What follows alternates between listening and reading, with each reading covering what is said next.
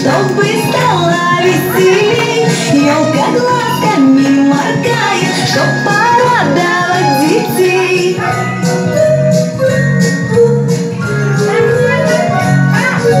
Посмотри-ка, елочка, как все нарядились.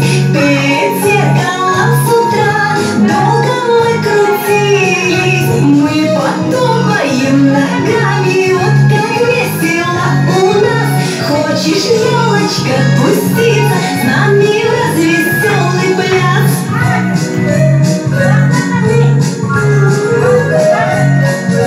Ты послушай, елочка, как